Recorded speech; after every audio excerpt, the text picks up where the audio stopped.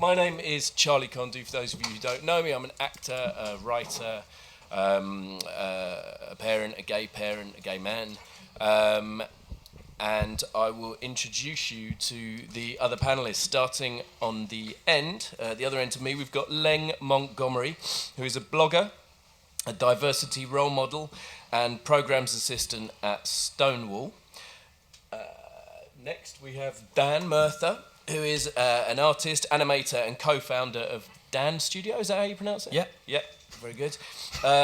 We've got Topher Campbell, creative director of Luton Creates, theatre director, filmmaker, and writer.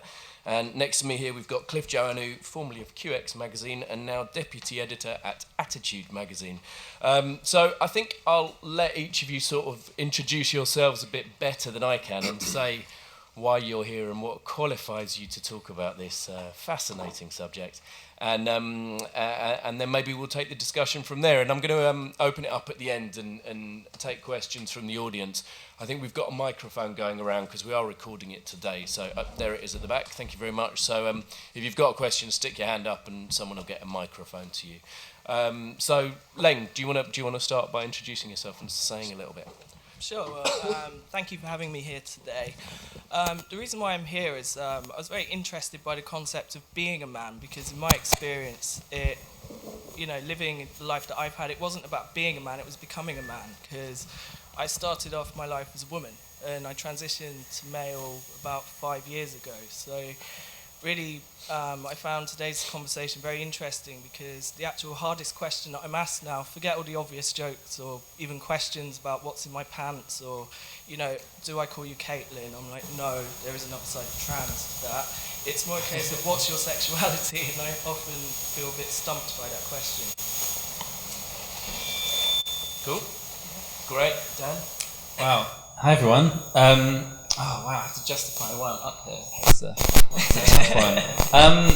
Well, if nothing else, my sexuality is somewhat nebulous, and that nebulousness means that I'm something of a walking example of like a case study of how the sex education in this country has kind of failed us.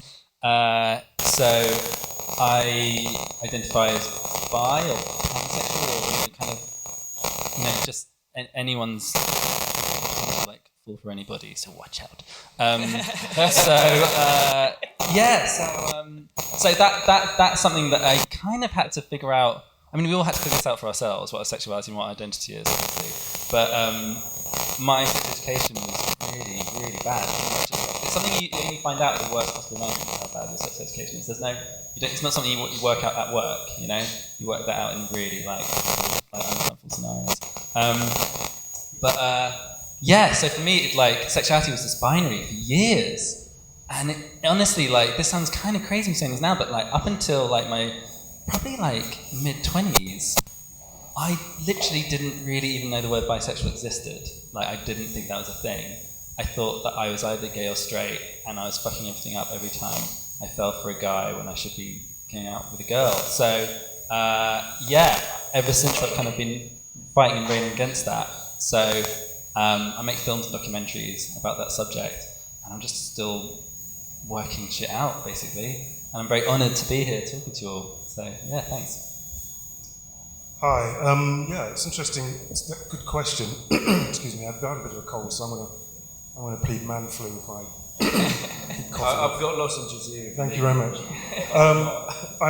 In some ways, I just mentioned this to Cliff. I feel like a bit of a dinosaur, really, because in a way, I grew up in the 90s in terms of my maturity and my sexuality, around a time when we still had this kind of binary thing around, or tertiary thing, if you like, between bisexuality, gay and straight, and those were the identities that were fixed around. And the kind of people who were pushing those boundaries were people who couldn't identify in any other kind of way, or were identified in a kind of way which was very restrictive. So I'm talking about when Dennis Rodman, tattooed and muscular and basketball star, put on a dress or makeup, he was kind of vilified in many ways by the black community in the diaspora.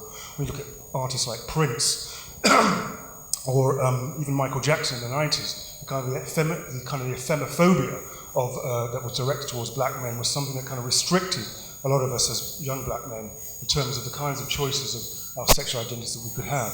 And similarly now we have a situation where in the United States there's almost a kind of an irrational targeting of black trans men, black trans people, should I say, who are being murdered. And a lot of this is to do, I'm sort of very interested in the kind of whole notion of what black masculinity is. And not necessarily in terms of just what your sexual practice is, but the kind of identities you can or cannot safely inhabit. So that's kind of why I'm here.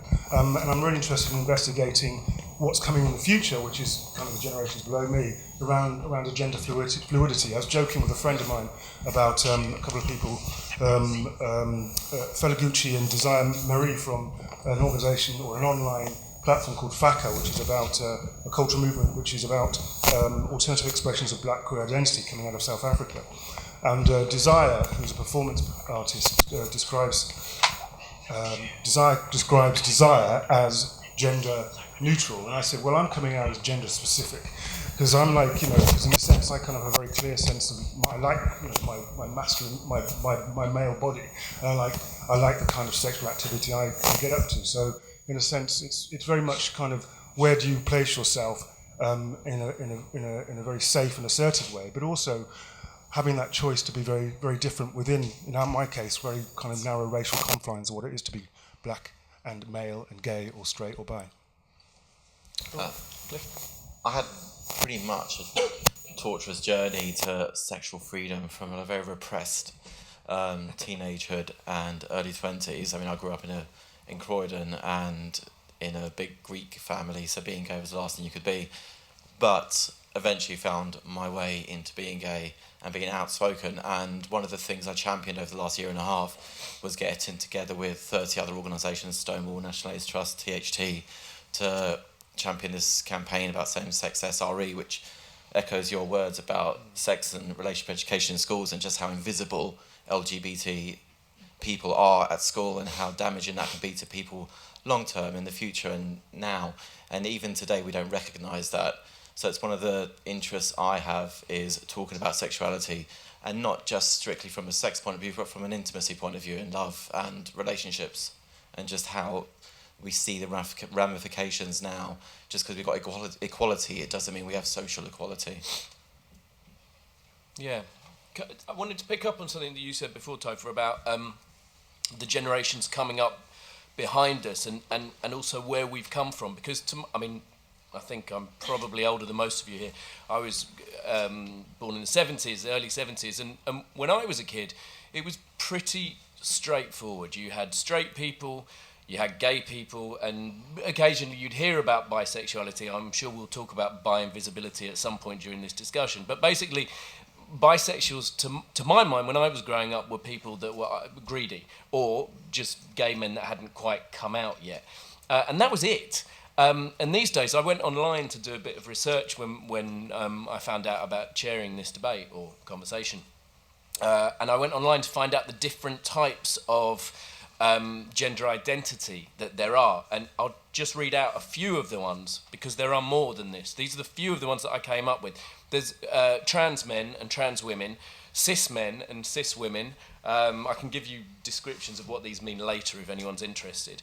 We have third gender, genderless, non-gender, agender, androgyne, non-binary or queer gender, polygender and pangender. Now, these are all very different things. And I'm sure, like myself, a lot of you won't have heard of many of those and certainly won't know what a lot of them are. I'm just wondering, I suppose I'd like to open up by saying, is this political correctness just gone mad? Or is it a necessary safe space for people to feel included and not feel like they are other or not normal, which is something that I used to hear a lot about when I was growing up. Leng, would you mind kicking off as a trans man yourself? I knew I was going to get that question. Yeah. Everyone will get it at some point. I just thought that's fair. You might be a good person to start. I feel that, I think a fundamental part of being a person, I know from starting life as a woman and living now as a man, is identity. It's something that's very important to all of us. We need, I had a very interesting conversation with someone recently where they say, well, why do we need all these labels, and sort of thing. And I was like, well, actually, whether people choose to identify with a particular label or not, it's still very important because that's a signifier of who you are. And also, you know, as I found when I transitioned at first, I was really scared because I didn't actually, I mean, when I grew up, I didn't have any male role models. And that was because, you know, sort of I was in a single parent household, mostly grew up around women. And then even when I transitioned, you know, I found that I was really frightened because I thought, well, I know that men can transition to be female, but I thought, well, where are there any trans male role models for myself? Because it's not that I wanted to be them. Because, for example, when I started digging around, you know, the main representations I saw, there was Buck Angel, who's a porn star, there was the pregnant man, and Chaz Bono, son of Cher. And I thought, well, I don't really fit into any of these categories, you know, it's sort of, you know, I mean, if I date someone and they like me and they think I'm a porn star, great, but, you know, I don't really need a mass, you know, sort of audience thinking that. And in terms of other things, I was just like, well, where are the other trans men, you know, and sort of in terms of how can you be proud of your masculinity when, you know, I was also, you know, sort of surrounded by, you know, and I did ingrain myself in a lot of gender theory and a lot of text that was criticising masculinity. So initially I thought, am I like, you know, the sort of big bad wolf for doing this, you know, sort of, but I knew that I wanted to be who I was. And in terms of labels, I think how we identify is really important because this actually gives us something that we feel is actually me. If we feel that we can explain who we are, not because we're having to justify ourselves, but just for ourselves, it can be quite affirming to our identity. Yeah, yeah. Topher, you talked about being quite confident and comfortable with your masculine body and your male self, I suppose, for want of a better phrase. What do you think about that? Do you think it's important that we specify these things, or do you think we're just putting people into smaller and smaller boxes? Well, who's putting who into what boxes is the question. Well, quite. You know, I mean, I think I can talk in relation to the way in which I guess, you know, the idea if you're kind of gay or if you're bisexual, that you know, you're first of all, it's a kind of for a lot of black people in black communities, it's more expressively taboo. It's not more taboo; it's more expressively taboo. I mean, the Catholic Church is also very against homosexuality, for example. So it's not just a black thing. But the notion of kind of being clear about who you are, even if it's not to do with who you sleep with, is a very difficult journey for a lot of people. There's a big jeopardy. In the sense that, you know, it can lead to a lot of ostracism, a lot of loneliness, a lot of depression, and in some cases, you know, it contributes to all sorts of kind of problems with people's image about themselves. So there's kind of a high stake for some people in terms of their journey, I think, in relation to how they identify themselves. So it's not just a PC thing.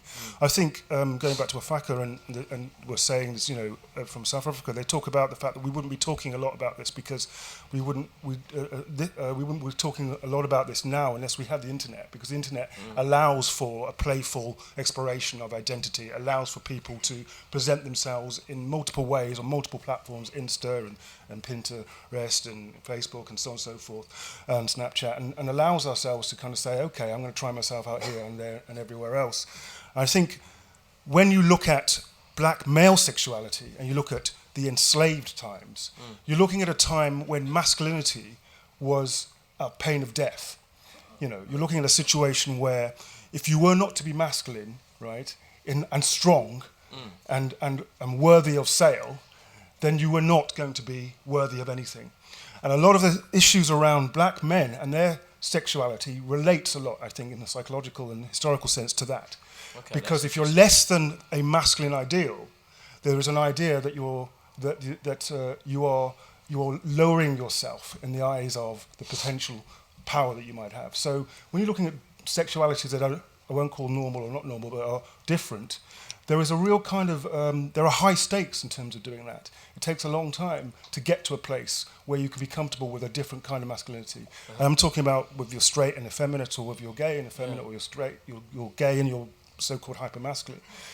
But also there's a danger in relation to the way black people, black men position themselves, because we are a threat in many ways, in the idea of uprising, the idea of the kind of potential violence that we kind of inhabit in the mind of wider society. That's why laws are there, not just because of us, but laws are there to protect property, protect us, protect those who people are in power against the idea of some kind of uprising. So, there's a whole kind of really complex power relationship to one's idea of masculinity. So when I say I'm very comfortable with my masculinity, it's just to say, oh yeah, I feel like I'm a good bloke, I feel like I'm fit. It's not. It's about saying I can take up a space which I choose to take up, regardless. Similar to other people who have other kinds of identities. Yeah. Okay. Dan, do you want to say something about that? About it's fine. Just about the fact that there now seems to be such a huge spectrum. Do you think it's necessary? Do you think that it's important that we have these definitions, or is it actually confining us? In very abbreviated terms, I think, as Leng said, it's tools with which people can find their own identities, and I don't honestly see anything wrong with that. The conversation about political correctness gone mad, I think people often don't even define what they mean by political correctness in this conversation. So often it's that aspect of that conversation is somewhat mute. But in shorthand, I would say that as long as people are given tools and are being granted tools to form their identities, it can't be anything but a good thing. Okay. I'm interested, really, Leng, something you said, Leng, about your masculinity, and obviously starting life as a woman and now living life as a man, and presumably you feel masculine. I mean, you have a sense of your own masculinity. Yeah. But I'm interested also when Topher was talking about where you come from in wider society, and the idea, and certainly from the black experience of slavery and whatever, and the anger there and the potential violence. Correct me if I'm wrong, but there seems to be so much about masculinity that is tied up with that stuff that is certainly, I mean, genitalia, for example, something that Leng, you and I talked about earlier on.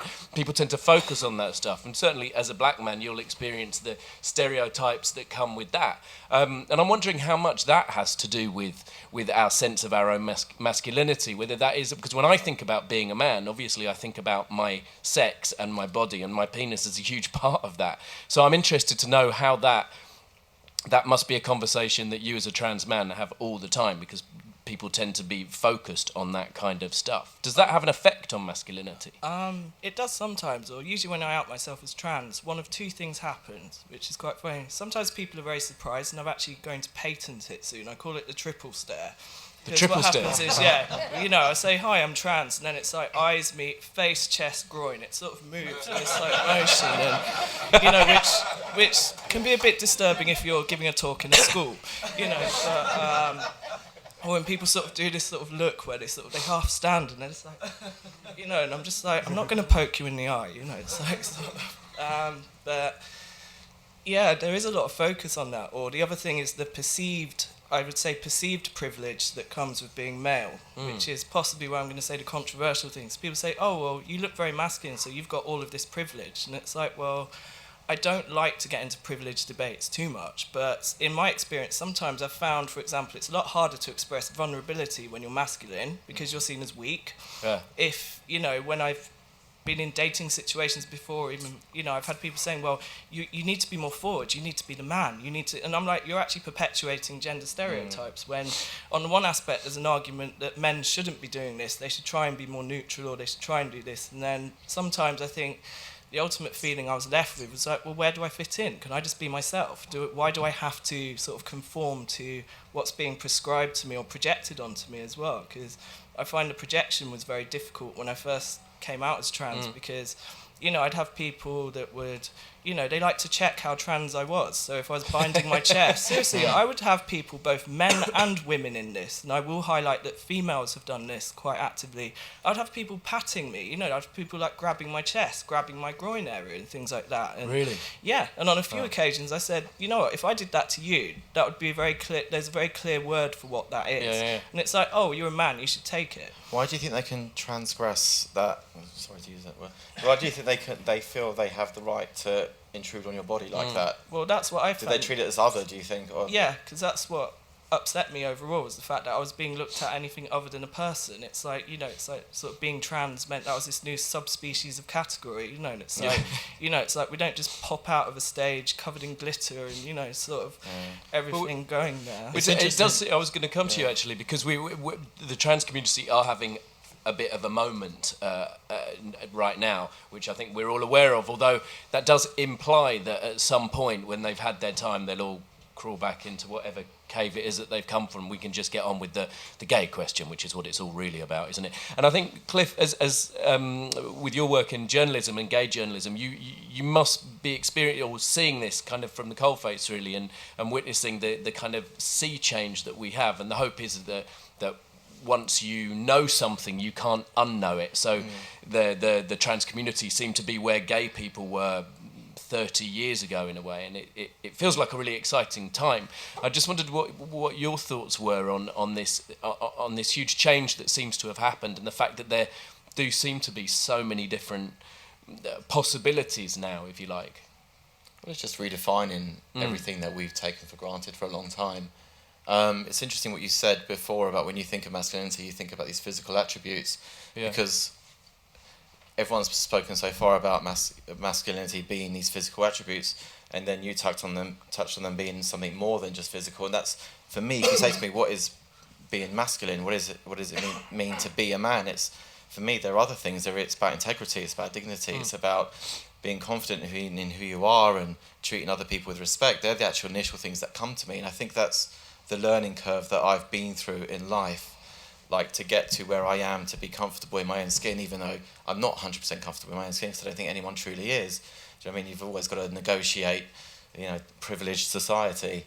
I'm kind of like, I've shifted from being unprivileged, being a gay man, growing up in the way that I did, to kind of sitting in the middle ground of now, where I'm kind of enjoying the privilege of kind of white, gay male people, but at the same time seeing people I know, like trans people with more feminine, people more inclined to not to fit that privileged role model, still suffering, like people, black guys, still suffering racial stereotyping. And it seems like white, gay, male privilege has now kind of sided itself closer to straight people, in as much as we've kind of forgotten the struggle that other people are going through. I think I think the whole kind of thing around genitalia is really important, because it's kind of one of the it's like the totem. It's like one of those totem things, isn't it? It's like one of the things that you quite. Very big totem things. And, so the whole idea of whether you are or not well endowed amongst gay men, amongst straight men as well, is a very big deal. So it can't be ignored. You can't just go, okay, that's I do think it also kind of does kind of gets perpetuated by a lot of the kind of stereotyping of what we see in different kinds of media, and the notions of to be masculine, a male masculine, and to be a feminine masculine has a very different kind of thing. I don't know what that is, but it's many different things. But the idea of anxiety around penis size and performativity. You get that in sex as well, whether you're an active person or a passive person, and there's stereotypes that come with that. It's lots of racial stereotypes come along with that as well. And I think that's probably why it's very difficult to kind of negotiate a way into some of the things you're talking about, Cliff, which is kind of asking yourself what it is that am I looking after my woman, my man, am I looking after But then children, that's where sex and sexuality are actually two different things, aren't they? I don't know, they're bound up in the same soup, I think, in some ways. Yeah, but they're the same conversation, but they're just different words or accents, as someone described downstairs. But I think if you're a gay man, perhaps you're asking questions about your masculinity anyway, which then lead to your, the kind of things that are being asked of so-called men in general, in relation to family, in relation to work and responsibilities and identity around, how much you earn, how big a car you've got, how big a house you've got, all that sort of stuff is in the background. So it's very difficult to kind of negotiate if you're sort of looking for a way of self-defining, which isn't necessarily transitioning or anything, but just self-defining as a man within that, while at the same time being sensitive, being loving, being vulnerable, and all that sort of stuff. It's kind of there's a lot of tension there, and I think sometimes then you assert a physicality, which Right. can be very, very kind of, I don't know, problematic. I mean, that's an interesting question, what you were saying about whether gender and sexuality are the same thing. I mean, should the T be at the end of LGBT, lesbian, gay, bi and transsexual, for those of you that don't know what that stands for? I mean, are they different things? Is the T there because of history? Essentially, we know that Stonewall was started, the riots were started by a trans woman. Is it because they have essentially the same roots, or is it because of the way that we socially construct sex and gender? We naturally tie these things together.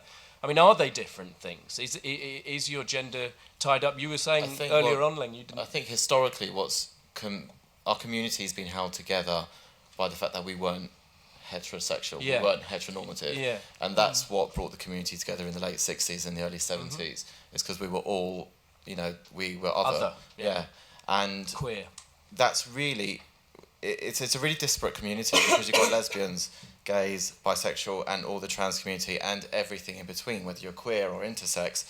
And really, we're people that with such different issues, but the only thing that unites us actually is that we're not traditionally heterosexual. So it's an impossible, although it's actually such a difficult community to speak trans to people, and justify everything. That's why we have these arguments within ourselves now, more and more, like online when we're attacking each other. It's because we all feel like we should be speaking about everybody when actually we can't. We're speaking about ourselves all the time. And I think that's one of the interesting things, isn't it? We're all becoming aware that there are so many different ways.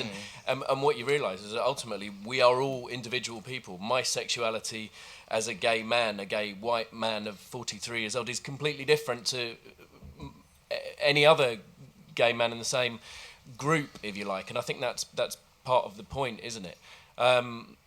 I recently heard somebody accepting an award at one of these gay award dues, and he was talking about camp and being camp, and saying how important it was that we celebrate camp, and I completely agree with that. I think that we should celebrate all types of masculinity, but he was also saying he really objected to the kind of more, well, he used the word straight acting, and I get the point about acting. Obviously, if you're acting something, then you're not being genuine to yourself. But he was saying that he despised gay men like that, and I think that's a really unnecessary way of looking at things, because the fact is that we're all very different, and some people are camp, some people aren't camp. It's the same with straight people as well.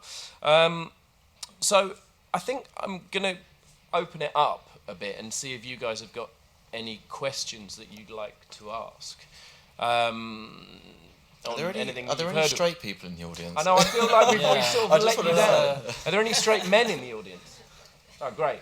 One of you should have been up here. Yeah, it'd be interesting to get the perspective of like... Please ask a question. I think that was a bit of an oversight, really. But yeah, if you've got a question about anything that you've heard already or of your own viewpoint or whatever, then feel free to ask. Because a guy just there, I think you've got your hand up. I can't see. Oh yeah, nice one. You're right. So this question is just kind of going right off what you were talking about in terms of celebrating camp and Camp Island. It was something that Anthony Cotton said at this coronation shoot. He said, when he first got that role as Sean, the Observer magazine wanted a front page, but he wasn't approached by any of the didn't get a front page on any of the gay magazines. And I remember being probably about 13, going to the co-op, there was a W.H. Smith attached, and getting trying to get an attitude. I hid it under my bed in a shoebox for years, same one. Completely bricking it, thinking someone would find it. Yeah. But when you look through those magazines, everyone was absolutely ripped, tall, masculine, gorgeous, often white. And actually, I know we talk a lot about this, just around female bodies and young women being really influenced by the models that they see, what they see in fashion. But what do you think that actually gay publications like QX, like Attitude, like Gay Times can do to actually celebrate camp? As not just celebrate it for all its flamboyancy, but as something that is sexy and something that's desired? Cliff, I guess you're probably the right person. No, I think to you're answer right. that. I mean, I think historically the gay press have traditionally focus on that white male idealized kind of fantasy body image. And I think the distinction has to also be drawn between fantasy and reality, like what visually stimulates us sexually isn't necessarily what we associate reality with. We don't expect all our partners and people we meet in the world to be like that, so we have to make sure we have that distinction. Those kind of break down these days when you get all these stronger images on social media, people taking selfies and filtering them, and then gym pictures and all that stuff. The conversation has moved drastically on from where we were 10 years ago, and I think you're right. Like 10 years ago, when you looked at the gay press, it was something like that. For me, when I was working at QX up until May this year for 12 years, I firmly can state that the magazine changed over those years. I really don't believe that magazine represented now what it did back then. I was really on the ball in making sure we covered all sorts of backgrounds and clubs. Whenever I could, I would put people of different ethnicities and backgrounds on the cover, made sure the photographs of people that were photographed out and about, whatever, it was a mix of people, and it was an instruction I gave to my staff. The nature of like the gay scene, for example, when you go out, you actually don't see that many people of different ethnic backgrounds in a lot of clubs. We do go to a very white gay scene, do you know what I mean? And there are various reasons why black people and Asian people and people of different ethnic backgrounds don't feel secure in going out on that gay scene, and it's because we're still white dominated. In terms of attitude, again, it was guilty of those things you talked about. I've only been there for 5 months, but if you pick up your average copy, granted there's an active section at the back which is like about sports, but then we have a section called Truly Madly Deeply, which is about regular people meeting. We put people on dates. We've got real life stories in there. We've got real bodies in there where we photograph somebody as they are and they're not gym toned, or we've got columnists from different backgrounds, and it's a very different magazine to what it is now. You should come to talk tomorrow, actually, the body image one, because I'm sure it'll raise all these issues. But I do think the gay press has moved on in the last couple of years, at least, maybe the last 5 or 6 years. But when we were growing up and we were younger, it was not representative of, people like yourself, Topher, and even me. I've kind of sit between this Greek, immigrant family upbringing and also being, can pass off as white. So I can appreciate where you're coming from completely. Great. Anybody else got a question? Yes, this man. We've heard words like straight acting, heteronormative, masculine. Are they all the same, or are they different? Well, certainly heteronormative, I think those are all important words that we should discuss.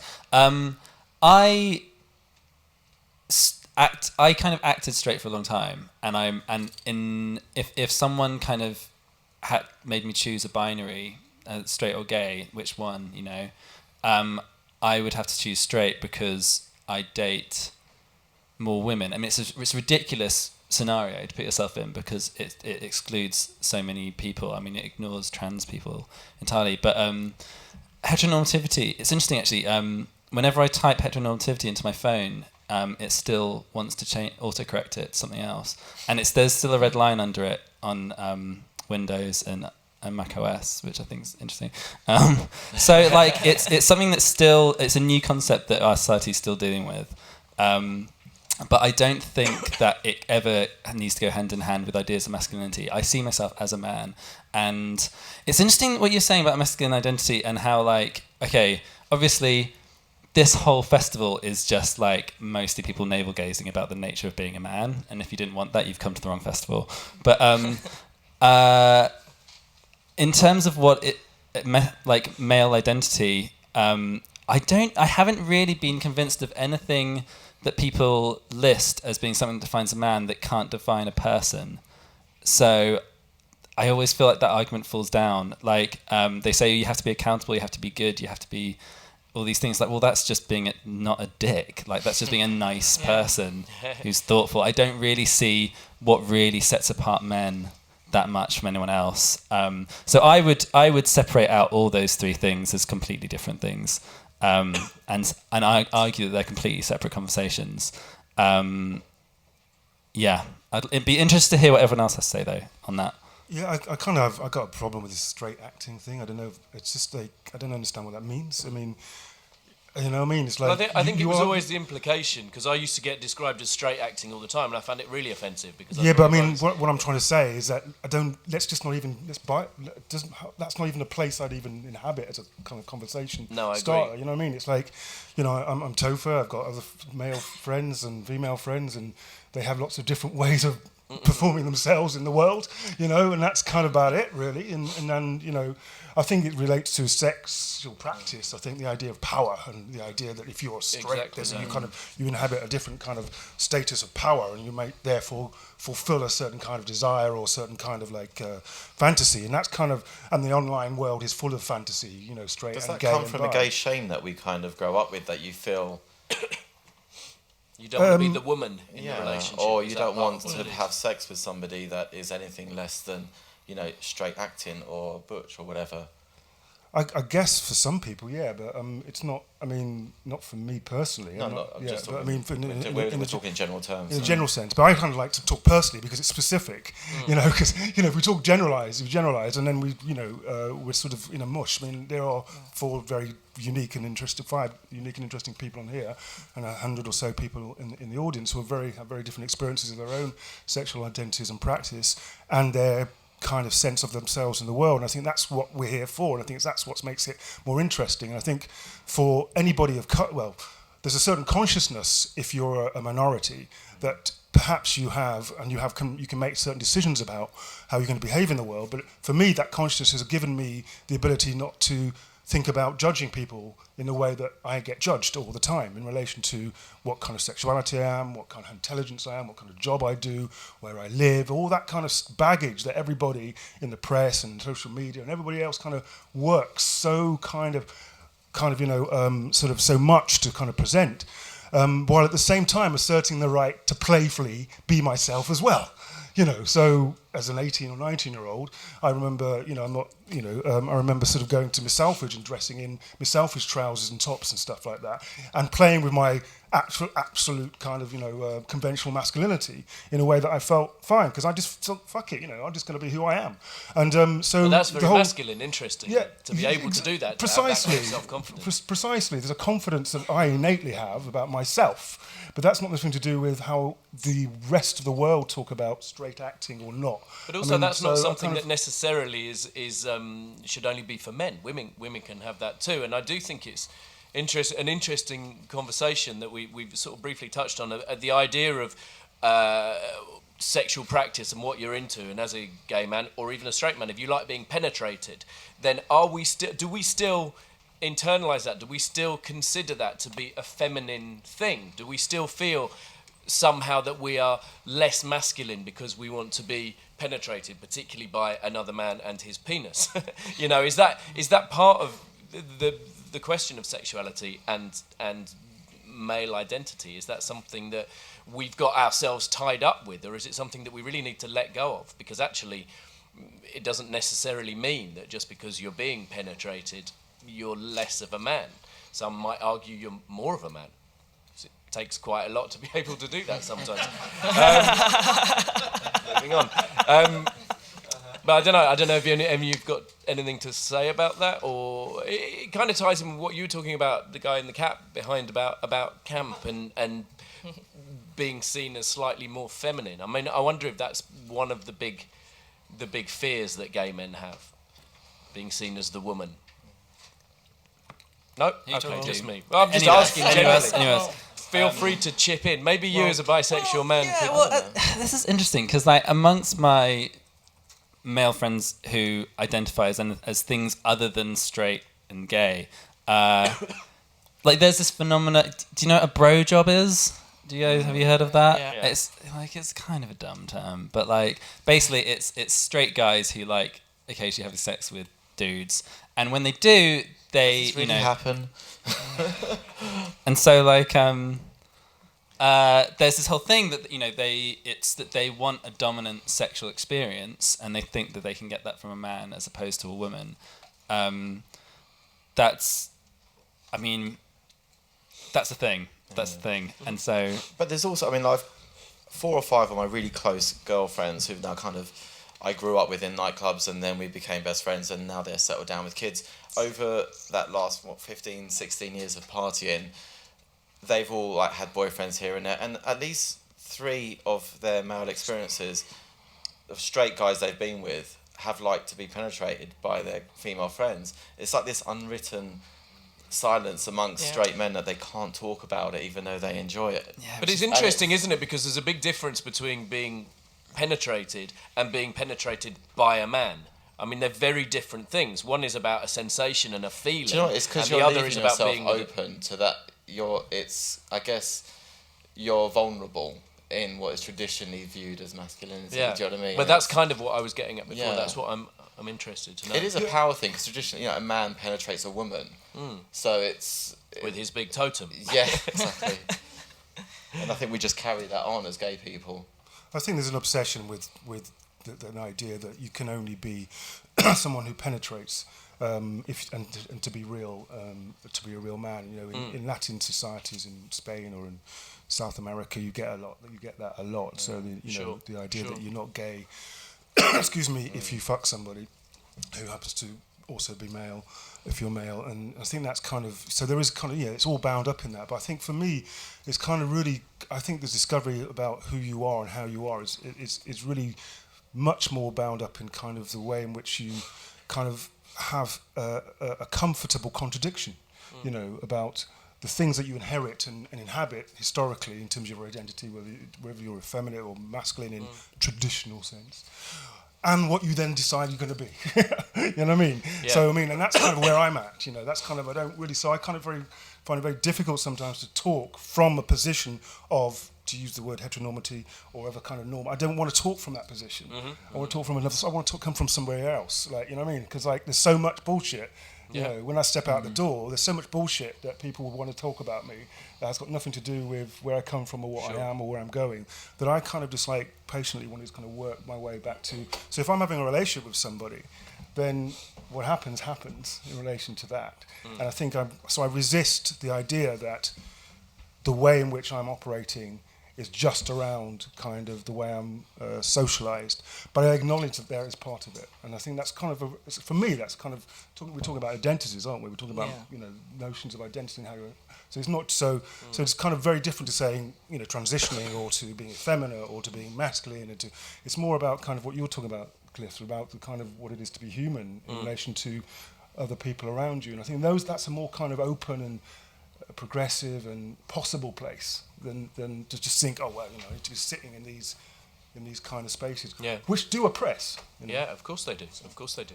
There's a guy at the back who's had his hand up for ages.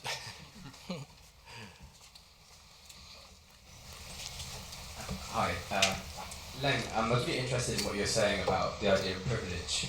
I know, I think from a lot of my trans friends that I wish everyone else interrogated gender as much as the trans community do, and I was wondering if it ever feels like you're part of a club that you don't want to belong to.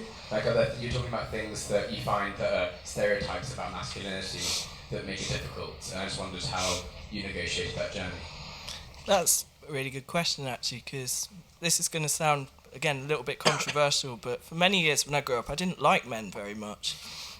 Very actively. So when I actually realised that I was male for a while, I did struggle with that, because a lot of my experiences had been quite negative with men. I'd seen, I grew up, unfortunately, in some situations, seeing some of the most negative attributes of masculinity, such as violence, things like that, which made me not fearful, but I wasn't exactly comfortable with it. But at the same time, what I reconciled with myself was that actually I am who I am, and it doesn't mean that by me being male that I'll be any of those things. That because it's like, just because, for example, when we talk about sexuality, just because someone may behave in a certain way, it doesn't mean we're going to be exactly like that, because we have to remember who we are as individuals. And I felt more comfortable with that. And actually, from listening to some of the conversations going around the room, it's interesting, the question about heterosexuality or heteronormativity, because sometimes I've realised where people have tried to be trans allies, in some instances, have actually, in effect, outed themselves as blatant homophobes by saying to me things like, oh, well, so it's the reason why you're trans is because really you were straight, so that's all right. You know, it's like, and I'm like, this isn't a justification, you know, me now being male, and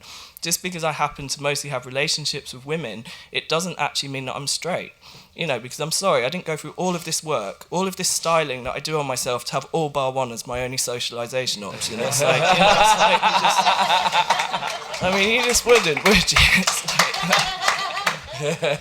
like, but at the same time, I think, you know, just, to me it was about learning to be more comfortable. So I did acknowledge that, yes, there are certain privileges and certain spaces that men can take up, and I have been more conscious of that, you know, such as I know that how a man can be perceived, it can be quite scary to people. You know, if it's late at night and I see a woman walking on the side of a street, I don't walk too closely. If I'm on a bus, I try and actually sit slightly across. When I'm on tubes, I keep my legs shut, because as I know, it doesn't matter how big you are, it is not that big that you have to sit like this. It's just not, it's lies. So, you know, it's just, but so it's being aware and also knowing my tone of voice that I use with people, because whether you mean to or not, you can actually come across as sounding very aggressive. So it's sometimes taking a moment, stepping back and actually listening more and being more neutral. And as I say, overall, it's just about being who you are and being yourself.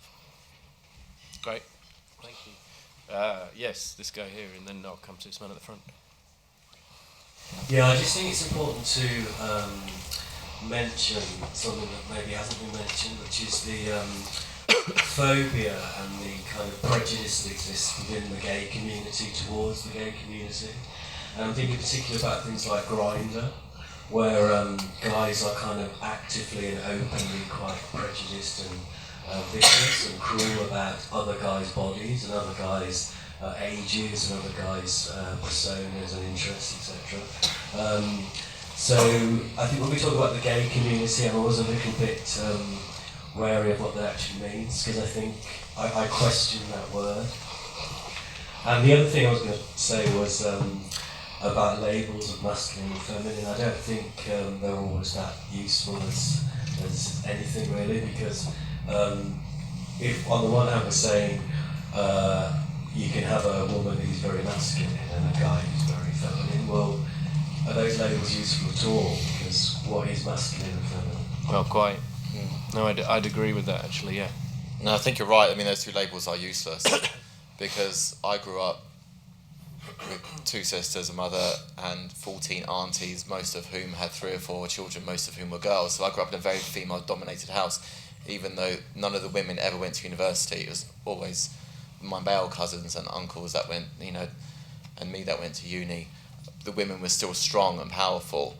I associate myself more with that feminine side than that masculine side, which to me was just lazy and bullish and arrogant, things I don't want to be associated with. So I think this whole division between masculinity and femininity is so dated. Just like, you know, Jermaine Greer's views the other week on Newsnight, I don't know if people watched that. You know, it's a really dated way to say male and female. It's one of the most violent things that ever happened to humanity, is this distinction between male and female. You know, they're creating that division. It's just biological differences, nothing to do with the mind or the way your soul and your body feels. And Grindr is a horrible, you know, to address your other issue, that's what I was talked about, how a lot of gay men they now sit on this other side of privilege now, whereas 10 years ago, it's only actually since 2003, was it 2000, I think the age of consent was equalised. So it's not that long ago where we were still unequal, but gay men have now sit comfortably on this other privileged side and have forgotten the struggles of other people. And what we're doing now is just holding up this horrible narcissistic mirror to ourselves, and we're all guilty of it. I mean, I look up myself before I leave in the morning, but I don't exert that, you know, that vileness onto people, you know, through just to make myself feel better or to get what I want.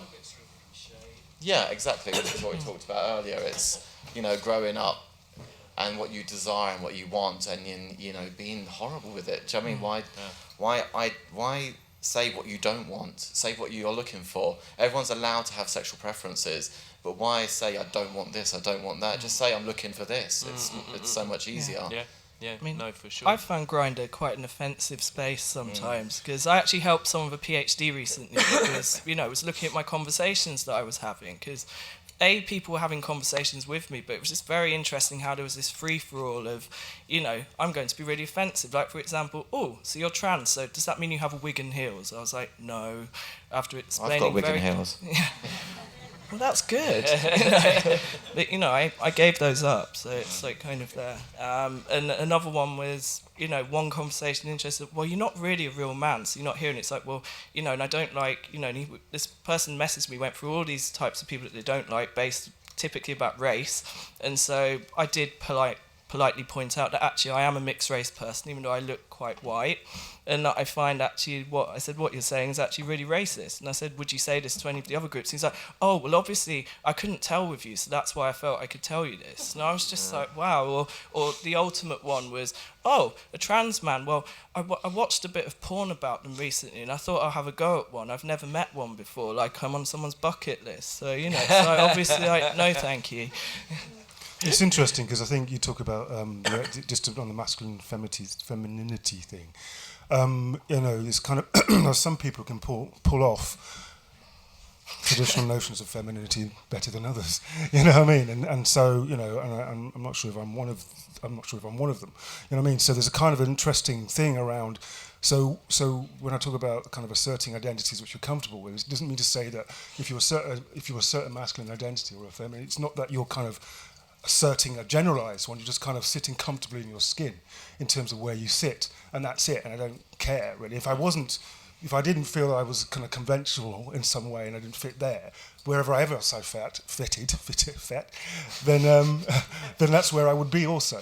And so it's kind of, it's kind of like good and bad, that kind of binary, good feminine, bad masculine, doesn't kind of operate. But to use those terms, we don't have many others, which is why it's interesting when people talk. That's why about the future, people talk about gender fluidity, which is kind of not where I am, but I kind of like that sense because it kind of opens up the possibility of different kinds of identity and away from that. And yeah, I mean, apps, both gay and straight, are well racist. I mean, and it's like seriously bad.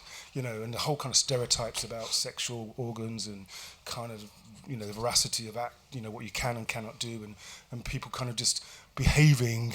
You wouldn't. Well, I think people feel safe behind the computers, don't they? And it's another form of trolling. Yeah, it's a big deal, and kind of moves people away from not only those spaces as safe spaces if you're a minority, but also the kind of physical spaces as well. Yeah. Got time for a couple more. I will come to you. I just want to hear from a lady, if possible, and then I'll come to this one in the front. The whole sex issue and penetration. It's like there's this myth that's like perpetuated in the straight community and in the queer community. I'd say queer community. Yep. But I think there's another set of research from last week that said a third of men who have sex with men don't actually have penetrative sex. Mm-hmm. And in my experience, that's sort of like the norm across all the sorts of different communities. Mm-hmm. So I think it's really unhelpful to frame sex as penetration. And I think we need to get away from that because that does not represent a lot of people's sexuality and it's very, very exclusionary, especially to trans people, I think. Yeah. But you're absolutely right. But I've been with my husband for 11 years or something, and he would be considered fairly masculine. You look at him, you meet him, he's not camp in any way, and people still say to us, "So you're the woman then, presumably." And I find it really interesting that people still see things, and then we've got 2 children, and so people tend to think that not only am I the passive one in bed, but I'm also the one that does all the cooking and the cleaning. And I find it bizarre that people still, and these are fairly enlightened people that we talk to. I agree. I think it's really not useful at all, and yet it still exists. That heteronormative idea of what sex is, which doesn't actually correlate what heterosexual sex is like either. Well, no, not at all. I mean, you're sort of harping back to the 1950s construct, the traditional family in a way, which is not useful at all. There's a guy down at the front, if possible. And then we may have time for one more, depending on... Yeah, I was just thinking the underlying theme that's kind of run throughout the whole conversation is this sort of being who you are and people accepting that. I don't know why the conversation hasn't really changed within the gay scene, because, I mean, I sit down here with my friends, we talk about people accepting each other all the time, and yet in the gay media, magazine or something, it's like a lack of, it's nothing's represented about that. It's like, it's not okay to be, you have to be this certain sort of gay. I mean, even if you're kind of gay camp, there's a certain sort of gay camp you're supposed to be. You can't really be different. So I think what's kind of happened in the gay scene is that sort of box people in, and then this is how you're supposed to be if you're gay, if you're anything like. I don't know. I just wanted to find out your views of why that sort of acceptance hasn't happened. I mean, you ask straight people all the time about not accepting us, yet we can't really accept each other for our own differences, and I just find that really interesting. I think as gay people we have a real problem with representation. Like whenever there's a gay TV show on, everybody expects that to be a reflection of their life. Like, you know, when Cucumber was on, people either hated it or loved it. And, you know, they either thought, that's not my life. And it's like, well, no, it's not your life. They're fictional characters and they're not supposed to represent everybody. They're supposed to be stories about these people. Same thing with Looking, got vilified because that's not my life. The same thing with, you know, London Spy, that's on, it's got criticised because it's, oh, you know, I don't go out taking drugs and having lots of random sex. I think we're so used to, in our lives, having no representation of us as LGBT people out there in the media, that when we have had this representation, we don't recognise it because we believe it should be us. So the same thing when you look in the magazines and it's not you, you think, well, that's not me, where am I there? And where you are is where you are. Do you know what I mean? That message needs to get out there more, I think, that who you are is the person that you're supposed to be, and your representation is yourself. And whether how you choose to put that out there through social media or through, you know, writing for magazines or, you know, writing a TV program or putting on a play or whatever, those are our voices, and that's what we need to get out more and get away from this idea that that's us who are represented in those papers. That's just something that's on a piece of paper. Do you know what I mean? Or on a TV screen. It's a story. Sure. If I could just quickly, it's interesting you bring up representation of gay people, especially in relation to like TV shows and stuff. I mean, as a bi person, especially as a bi male, I see almost no representations of us at all anywhere. There was a recent YouGov poll that came to conclusion. It was polled from 18 to 25-year-olds, and the result was that 50% of the people surveyed says that they identify neither as straight nor gay. There's 50% of men in this country identify, well, young men, to be fair, but I mean that carries over into other generations. If 50% of these people surveyed don't identify as either gay or straight, like, where are they? Why aren't there more people who are bisexual in the public sphere? Like, we don't see them very much. There are very few, especially, like, I can't necessarily attest to bisexual women, but certainly with bisexual men, like, I don't see us represented in almost any popular media of any form.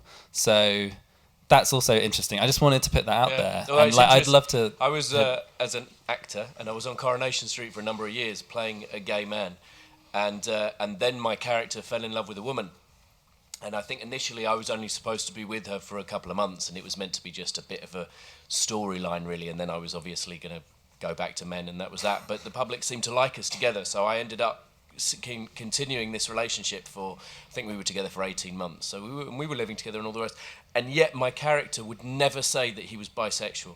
And I had this conversation with writers and the producer, and why can't I be bisexual? Why can't we talk about that? And they were like, no, we definitely want him to be a gay man who's really comfortable with being a gay man who happens to be in love with a woman. And I get that. And that absolutely does happen. I know people that is their experience. They identify as gay, they've been only ever attracted to men, they happen to fall in love with a woman, that's who they're with at the moment. And the argument was, when my character split up with her, he wouldn't be with another woman, he wouldn't be with Kim Marsh or whoever it was. He would go back to men. But in a way, I felt like there was an opportunity for a bit more exploration, and perhaps for him to say, well, maybe it's not quite as simple as just gay or straight, and in fact that's what they came round to in the end. So I sort of half agree with you. Yes, it would have been great if I'd been able to say that I'm a bisexual man on Coronation Street 5 nights a week, and I couldn't. But I do think a lot of the conversations that we had and a lot of the storyline was very much about that struggle with him kind of being comfortable with that and being comfortable with being with a woman and attracted to men, and not choosing to identify himself and label himself in that way. One really quick question at the back, and then I'm afraid we're going to have to finish. Really relevant to what I'm saying. I guess I identify myself as a bisexual woman, which is, I guess, in a way, yeah, it's confusing. I think people in society, people feel, uncomfortable with ambiguity. They need a kind of definition. It raises the question of who is the definition for. Is it to help you? I want to help you identify, who you are. Are you gay? Are you straight? Bisexual can't really be permanent, can it? It's like a temporary. People see it as a very temporary measure. You're bisexual at the moment, but you're obviously going to end up with either a man or woman. And so yeah, it's like it comes down to, first of all, who are the definitions for? Is it for society to kind of help themselves understand, like a kind of permanence?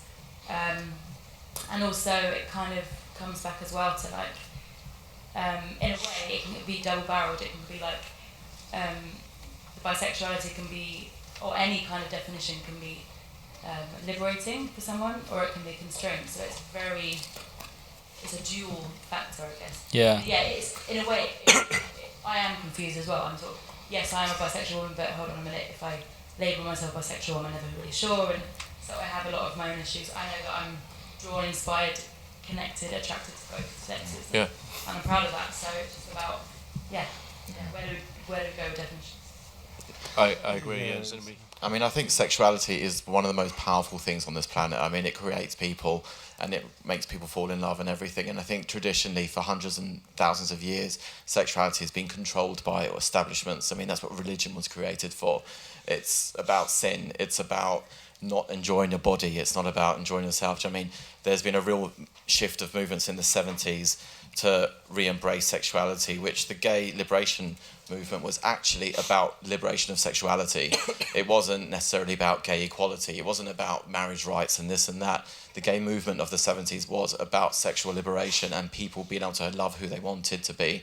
It happened with the free love movement, but then obviously we got distracted along the way about all these legal rights and everything, which was great.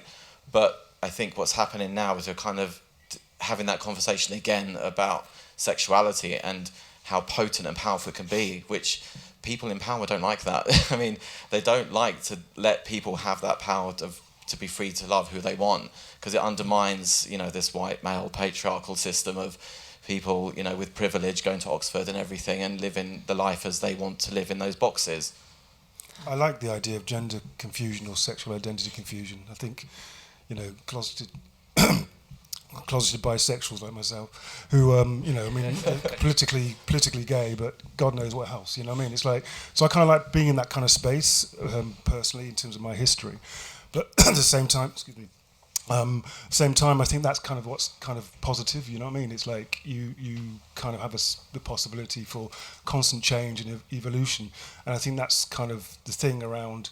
You're not going to be the same at 17 as you're at 27, 37, 47 that you were at 17. And I think that's kind of what we're talking about as well, kind of being able to kind of inhabit whatever space you want to inhabit in terms of your sexual fluidity, your identity, and without it being policed either by a gay-ish community, a black community, a straight community, or a bi community, or whatever, a trans community, or whatever people kind of position themselves to be. And I think that's kind of where I like to sit, really. I think that's a really good point. It's actually a really good place to end, I think. So thank you very much. I hope that's been informative in some way. Thank you very much to our panel, Leng Montgomery, DDAANN, Murtha, Topher Campbell and Joannou. Thanks for coming.